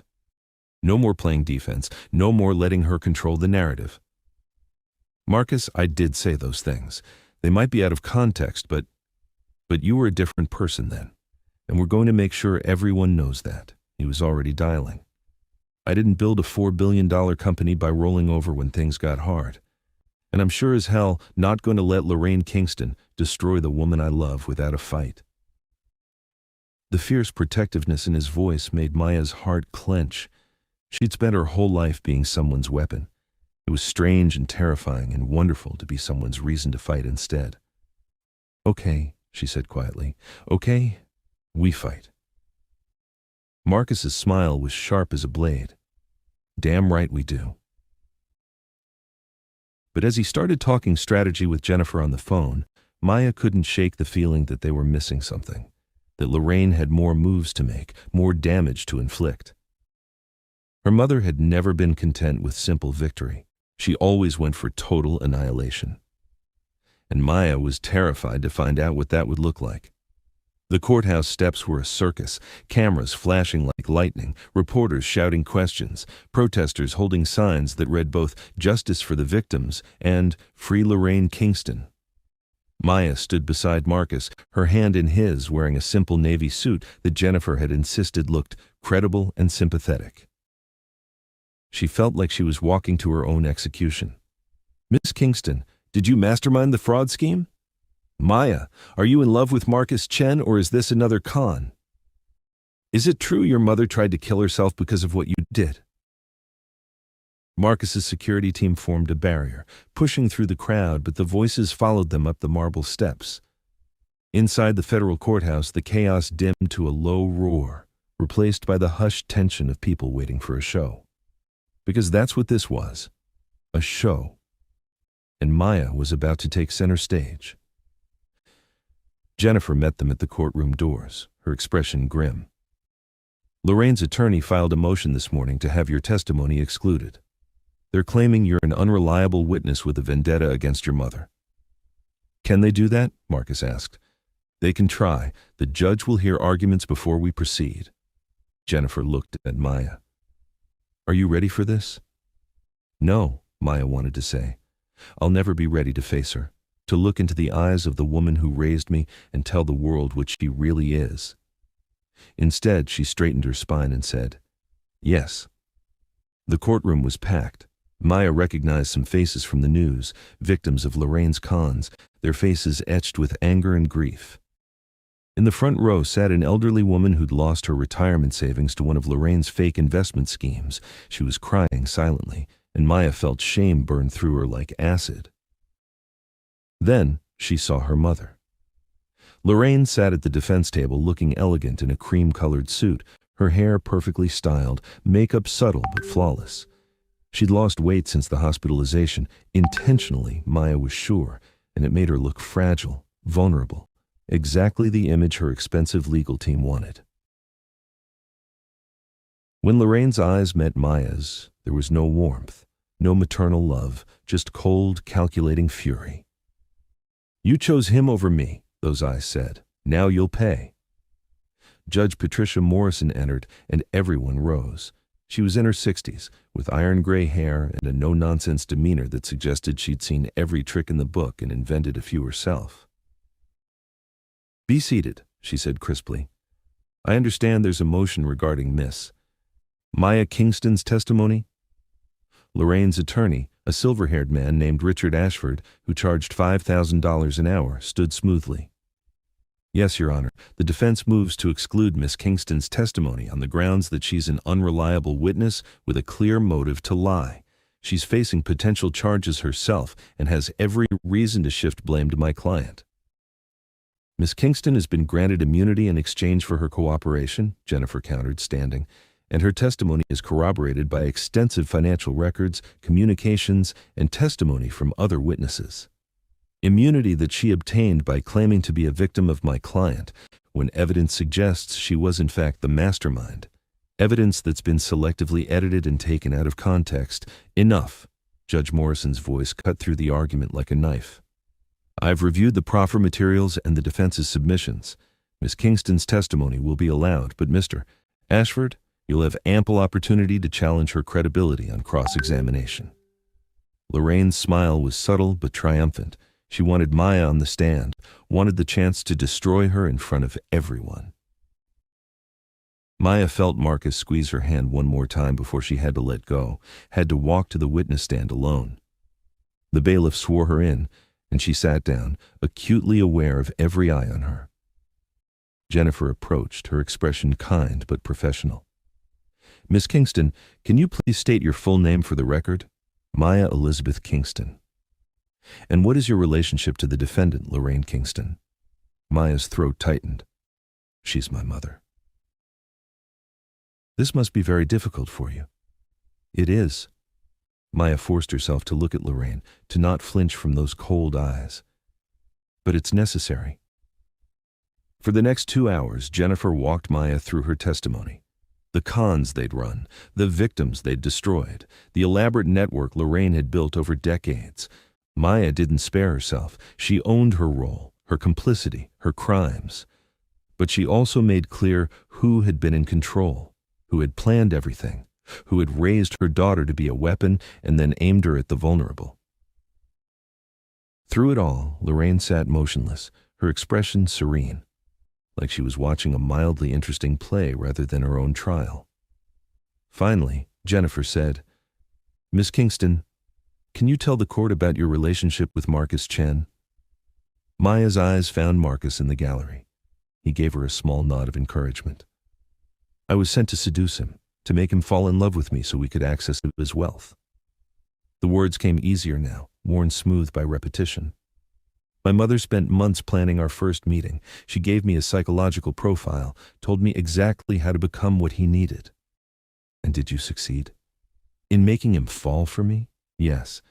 But something unexpected happened." "What was that?" Maya's voice dropped. "I fell for him too. And I realized I didn't want to do this anymore. Didn't want to be the person my mother had made me." "Objection," Ashford called out. "This is irrelevant emotional testimony." "It goes to motive, Your Honor," Jennifer countered. "It explains why Miss Kingston came forward." "Overruled. Continue." Jennifer turned back to Maya. "What happened when you told your mother you wanted out?" "I didn't tell her. I was afraid to." Maya's hands twisted in her lap. She'd always made it clear that family was everything, that betraying her would be unforgivable. So I tried to just disappear, to walk away from both of them and figure out who I was. But you came back, because Marcus found me, and he offered me something I'd never had before, a choice. I could keep running, or I could face what I'd done and try to make it right. Maya's eyes burned with unshed tears. I chose to make it right. "Thank you, Miss Kingston." Jennifer returned to her seat. "Your witness, Mr. Ashford." The defense attorney stood slowly, buttoning his suit jacket with deliberate care. He moved like a predator, and Maya braced herself. "Miss Kingston," he began, his voice smooth as silk, "you've painted quite the picture of yourself as a victim. Poor Maya, manipulated by her evil mother. How convenient." "I never said I was just a victim. I said I was complicit." "Oh, you were more than complicit. You were enthusiastic." Ashford pulled out a tablet, swiped through screens. "I have here over 50 emails you sent to various marks. Would you like me to read some of them? The lies you told, the false promises?" "No. I know what I did." "Do you?" "Because you seem to be suggesting that none of this was really your fault, that you were just following orders." "That's not what I'm saying." "Then what are you saying, Miss Kingston?" Ashford moved closer to the witness stand. "Are you responsible for your actions, or aren't you?" "I'm responsible for carrying out the cons. She's responsible for creating the system, recruiting the network, controlling the money." "Ah, yes, the money. The money that you never had access to. How convenient that you can't be traced to any of the accounts." "Because she didn't trust me with access. She used me but never gave me real power."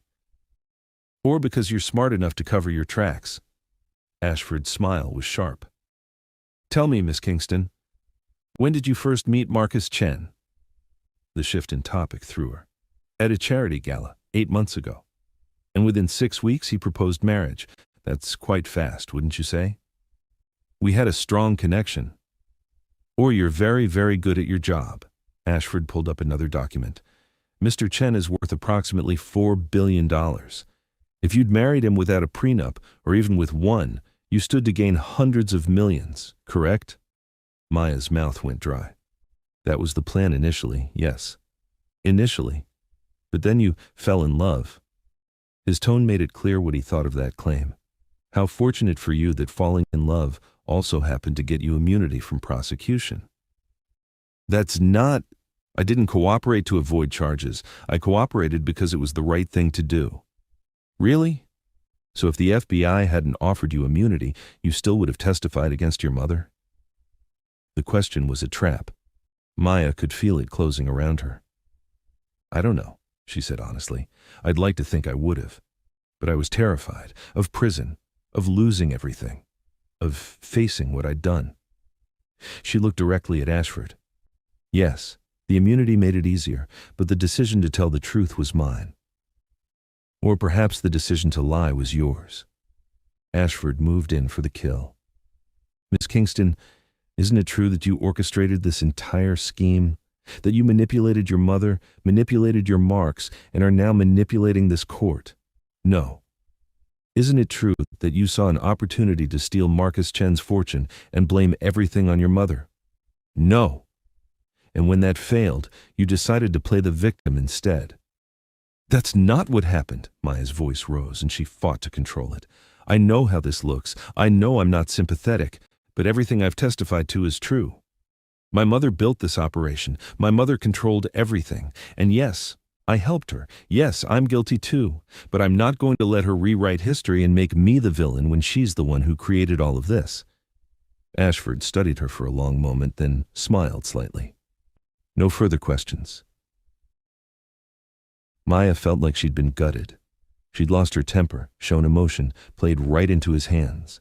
As she stepped down from the witness stand on shaking legs, she couldn't look at Marcus, couldn't bear to see disappointment in his eyes. But when she passed his row, he reached out and squeezed her hand. You did good, he mouthed. The prosecution called more witnesses. FBI agents detailing the investigation, forensic accountants walking through the money trail, victims describing how Lorraine had destroyed their lives. By the time they broke for the day, Maya felt like she'd been hollowed out. Marcus and Jennifer flanked her as they pushed through the crowd outside, ignoring the shouted questions. In the SUV, Maya finally let herself fall apart. I screwed up, she said, tears streaming down her face. I lost my temper. I let him get to me. You were human, Jennifer corrected. And juries respond to human. You showed genuine emotion, genuine remorse. That's powerful. She thinks I'm weak now, my mother. She's going to use this. Let her try. Marcus pulled Maya against his chest, holding her tight. You told the truth. That's all you can do. But Maya couldn't shake the feeling that they were missing something, that Lorraine had one more card to play. They found out what it was the next morning. Maya woke to her phone buzzing incessantly. She grabbed it, blinking sleep from her eyes, and saw 57 missed calls, texts from Jennifer, from FBI agents, from Marcus's security team, all saying the same thing. Turn on the news. She stumbled to the living room where Marcus was already watching, his face pale. On screen was a woman Maya had never seen before. Late 50s, elegant, composed. The chyron read, Rebecca Morrison, Judge Patricia Morrison's sister. I'm coming forward today, the woman was saying, because I can't stay silent anymore. 20 years ago, Lorraine Kingston saved my life. She exposed the man who was embezzling from my company, who would have destroyed everything I'd built. She didn't have to help me. I was a stranger, but she did, and I've never forgotten that kindness. Maya's blood ran cold. The reporter asked, Miss Morrison, are you concerned that your sister is presiding over Miss Kingston's trial? I trust Patricia to be impartial, but I wanted the public to know that Lorraine Kingston is not the monster she's being portrayed as. She's a woman who's made mistakes, yes, but who's also capable of great compassion. The screen cut back to the anchor. This revelation has prompted calls for Judge Morrison to recuse herself from the case, though legal experts say there's no legal requirement for her to do so unless she feels she cannot be impartial. Marcus muted the television.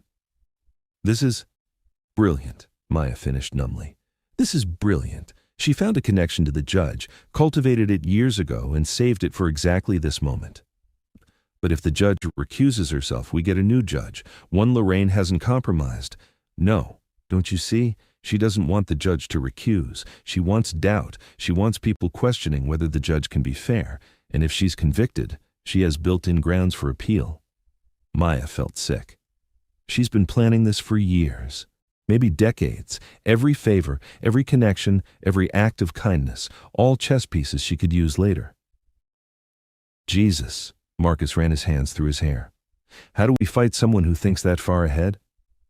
I don't know. Maya sank onto the couch. I don't know if we can. Her phone rang. Jennifer.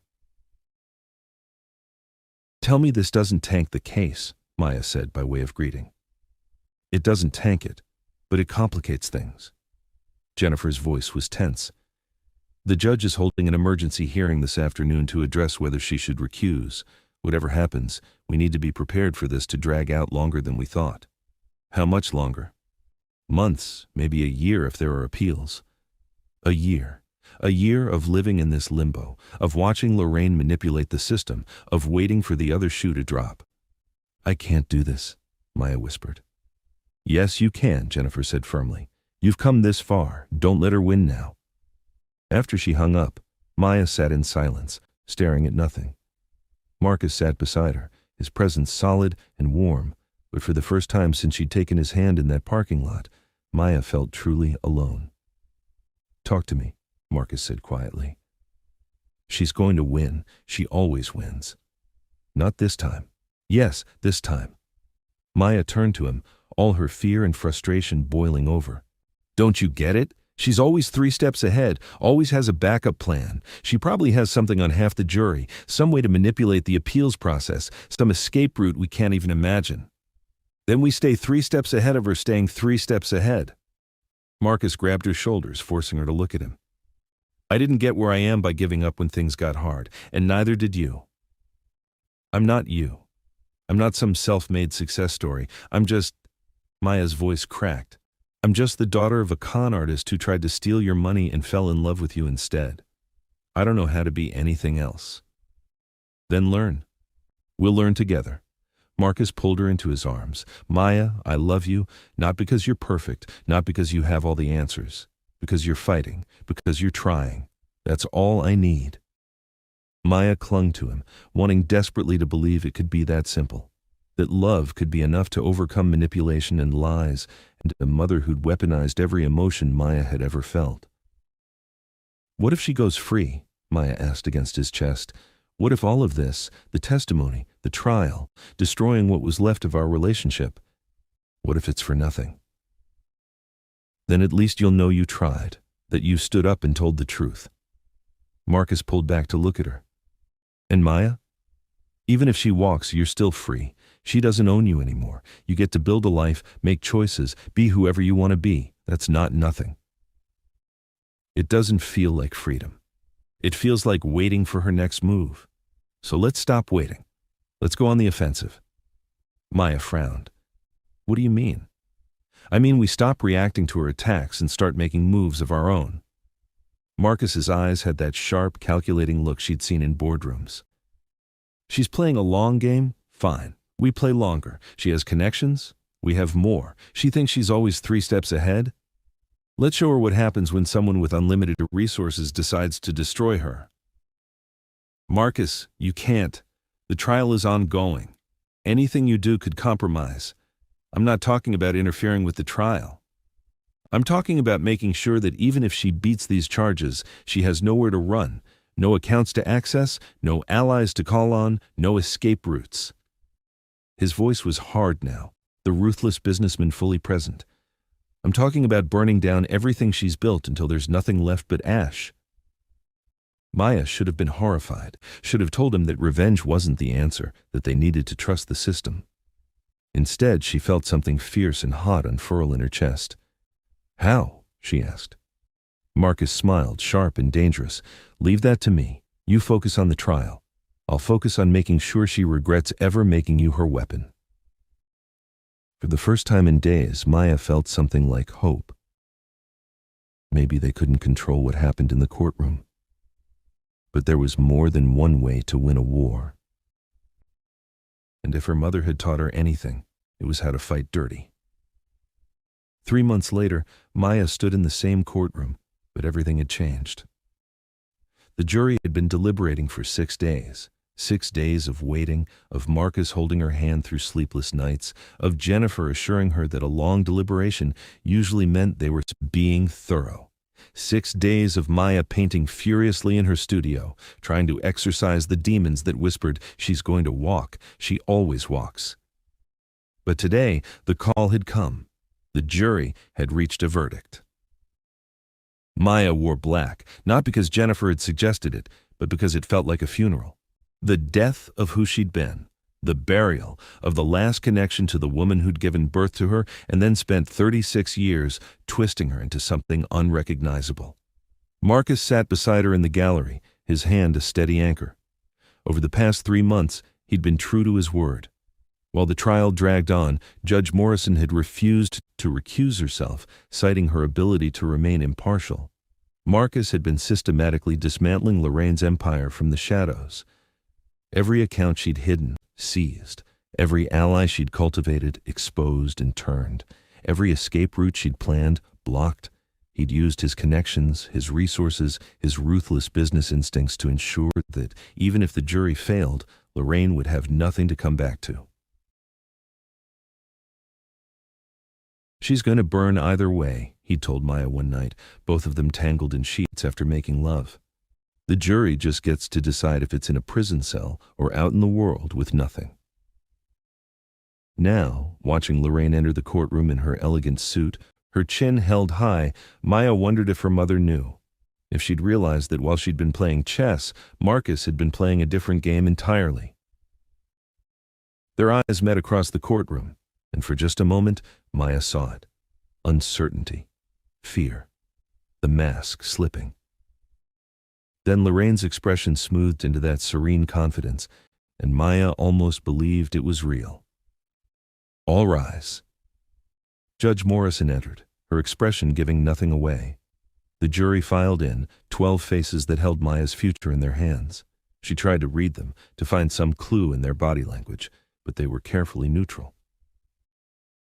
"Has the jury reached a verdict?" Judge Morrison asked. The foreperson stood. "We have, Your Honor." "On the charge of wire fraud, how do you find?" "Guilty." Maya's breath caught. "On the charge of money laundering, how do you find?" "Guilty." Lorraine's mask cracked, just slightly, just for a second, but Maya saw it. "On the charge of conspiracy to commit fraud, how do you find?" "Guilty." The courtroom erupted. Victims crying, reporters typing furiously. Lorraine's legal team immediately calling for polling the jury. But Maya just sat there, numb, as guilty verdict after guilty verdict was read. 23 counts. 23 times the jury said, "We believe Maya. We believe the evidence. We believe Lorraine Kingston is guilty." When it was done, when Judge Morrison had thanked the jury and set a sentencing date for 2 months out, when Lorraine was led away in handcuffs, still composed, still playing her role, Maya finally let herself feel it. Relief, grief, exhaustion, freedom. Marcus pulled her into his arms right there in the courtroom, and Maya buried her face in his chest and cried. Not the pretty tears of a woman seeking sympathy, but the ugly, raw sobs of someone who'd been holding themselves together by sheer will and could finally break. "It's over," Marcus murmured against her hair. "It's finally over." But Maya knew better. It wasn't over, not really. The appeals would take years. The civil suits from victims would drag on longer. And the damage Lorraine had done, to Maya, to her sense of self, to her ability to trust, would take a lifetime to fully heal. But for the first time, Maya believed healing was possible. 2 months later, Maya stood before Judge Morrison for the sentencing hearing. She'd been subpoenaed to give a victim impact statement, not as a victim of Lorraine's crimes, but as a victim of her parenting. "Miss Kingston," Judge Morrison said, her voice softer than it had been during the trial, "would you like to address the court?" Maya stood up on shaking legs. She'd written and rewritten this speech 100 times, but now, facing her mother across the courtroom one last time, all those careful words evaporated. "I don't remember a time when I wasn't being trained," Maya began, her voice steady despite the tears streaming down her face. When I was 5, she taught me how to cry on command. When I was 7, she taught me how to read people, how to find their weaknesses. When I was 10, she told me that love was just another con, something you performed to get what you wanted. Lorraine sat motionless, but Maya could see the tension in her shoulders. For 36 years, I believed her. I believed that everyone was a mark, that connection was weakness, that the only thing that mattered was winning. Maya's voice cracked, and I became exactly what she made me. I hurt people. I destroyed lives. I looked victims in the eye and lied without flinching. She paused, gathering her courage for what came next. But then I met someone who saw through me, who knew what I was and loved me anyway, who showed me that I could be more than what she made me. Maya glanced at Marcus, drew strength from his steady gaze, and I realized that the biggest con of all was the one she'd been running on me my entire life, making me believe I was incapable of genuine feeling, that I was broken beyond repair. Now Maya looked directly at Lorraine. I'm not broken, Mom. I'm damaged, yes. I'm going to spend the rest of my life making amends for what we did. But I'm not broken. And I'm not yours anymore. Lorraine's composure finally shattered. Maya, please. I loved you, Maya continued, her voice breaking. Despite everything, I loved you, and you used that love as a weapon. You twisted it into something ugly and turned me into your accomplice. But I'm taking it back now. My life, my choices, my future. You don't get to have any part of it anymore. She sat down, emotionally spent, and felt Marcus's hand find hers immediately. Judge Morrison cleared her throat. Miss Lorraine Kingston, please rise. Lorraine stood, and for the first time she looked her age, looked tired, looked defeated. I've presided over hundreds of fraud cases, Judge Morrison said, but I've rarely seen manipulation as calculated and destructive as what you've perpetrated. You didn't just steal money. You stole futures, security, hope, and perhaps most egregiously, you stole your daughter's childhood and used her as a weapon against innocent people. Lorraine opened her mouth to speak, but the judge cut her off. The sentencing guidelines suggest 15 to 20 years. Given the extent of your crimes, the number of victims, and your complete lack of remorse, I'm sentencing you to the maximum, 25 years in federal prison, followed by 5 years supervised release. You'll also pay full restitution to your victims, approximately $43 million. The courtroom erupted again, but Maya barely heard it over the roaring in her ears. 25 years. Her mother would be 83 when she got out, if she got out. It was over. It was really, finally over. 6 months later, Maya stood in a small art gallery in Brooklyn, surrounded by strangers studying her paintings. The exhibition was called Reconstructed, 12 large canvases that traced her journey from weapon to woman, from performance to authenticity. They were raw, brutal, honest in a way that made some viewers uncomfortable. They were also selling. Marcus stood beside her, his arm around her waist, watching a couple debate whether to purchase the centerpiece, a self-portrait Maya had painted in the depths of her recovery. She'd titled it, Unlearning. What do you think? The woman asked her companion. Is it too dark for the living room? It's not dark, the man replied. It's honest, and honesty is rare. Maya smiled. He'd understood it perfectly. You did it, Marcus murmured against her ear. You built something real. We built something real, Maya corrected, because it was true.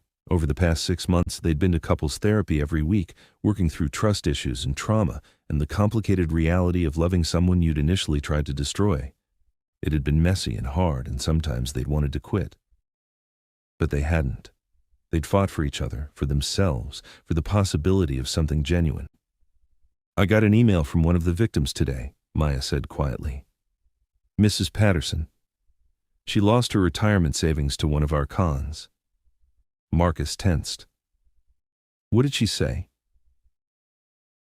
She said she'd been following the trial, read about my testimony, and she wanted me to know that while she'd never forgive what we did, she believed I was trying to make amends. She said watching me face my mother gave her the courage to rebuild her own life. Maya's voice cracked. She thanked me, Marcus. After everything we did to her, she thanked me. That's grace, Marcus said softly. That's what healing looks like. Maya nodded, unable to speak past the lump in her throat. Her phone buzzed, a text from her therapist. Proud of you. Remember, healing isn't linear. Bad days are allowed. Maya had plenty of bad days. Days when the guilt was suffocating. Days when she woke up from nightmares about prison. Days when she looked at Marcus and wondered when he'd realize she wasn't worth the effort. But she was learning to sit with those feelings instead of running from them. Learning that pain was part of growth, that you couldn't rebuild without first acknowledging what was broken. Come on, Marcus said, guiding her toward a quieter corner of the gallery. I want to show you something. He pulled out his phone and showed her a news article. The headline read, Fraud victims receive restitution as Chen Foundation covers shortfall. Maya stared at it. Marcus, you didn't. I did. Lorraine's assets only covered about 30% of what she stole. The victims deserve to be made whole. He shrugged. I have more money than I could spend in 10 lifetimes. This was a better use than another yacht. That's... Maya couldn't find the words. That's incredible. But you didn't have to do that. It wasn't your responsibility. You're my responsibility. And making sure you can live with yourself, that you can look victims in the eye and know they've been compensated. That matters to me. Marcus cupped her face in his hands. I love you, Maya, all of you, the parts that are healed and the parts that are still bleeding. And I'm going to keep loving you, keep fighting for us, for as long as you'll let me.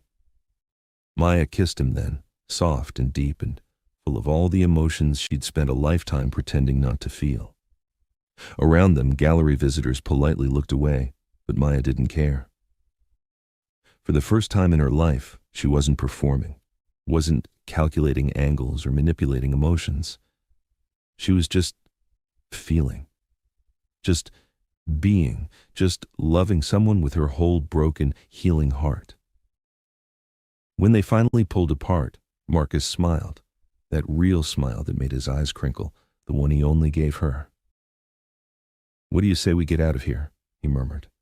Go home, order terrible takeout, fall asleep on the couch watching bad movies. That sounds perfect, Maya laced her fingers through his.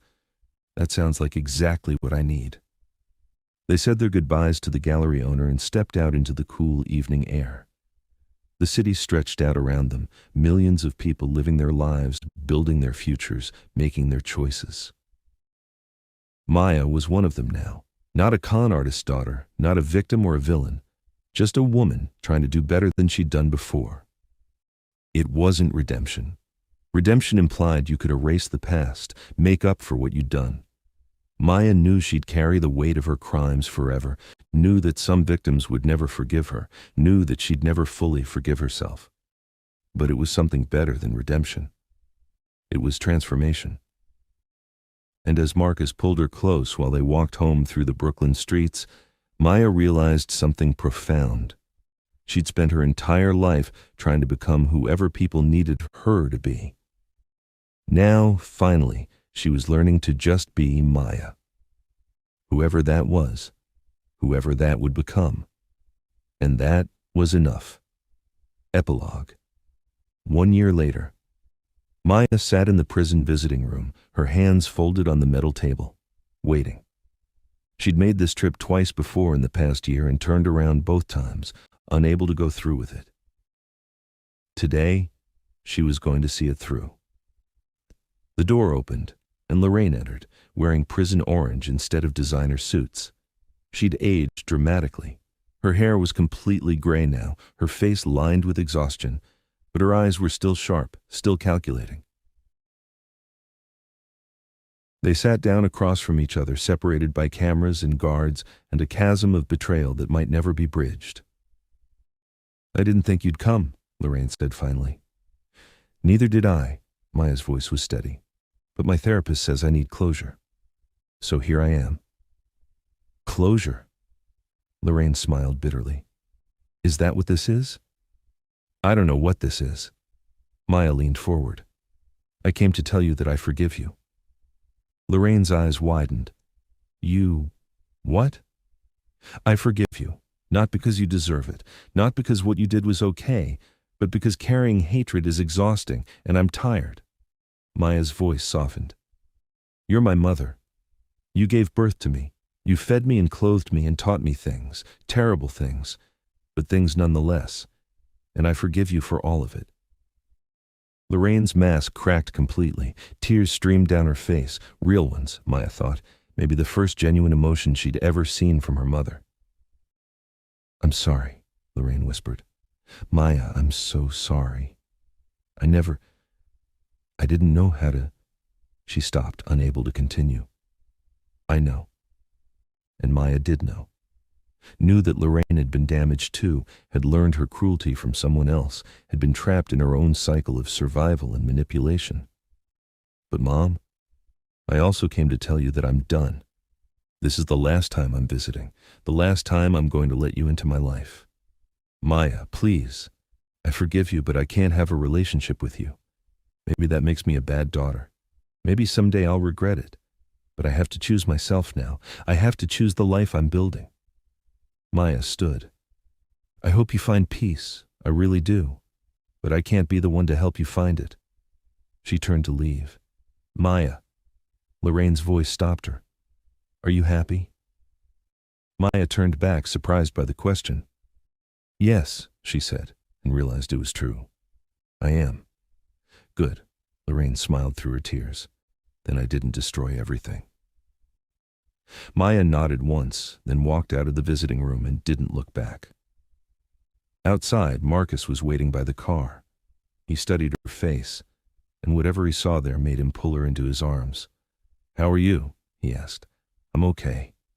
Maya breathed in his scent, let his strength steady her. I'm actually okay. Ready to go home? Home. They'd moved out of the penthouse 6 months ago into a brownstone in Park Slope with a proper studio for her and a home office for him. It was smaller, cozier, more real. She'd painted the walls herself, hung art from flea markets, filled it with plants she was slowly learning not to kill. It was the first place that had ever felt truly hers. Yeah, Maya said, smiling up at the man she'd tried to con and ended up loving instead. Let's go home. And they did.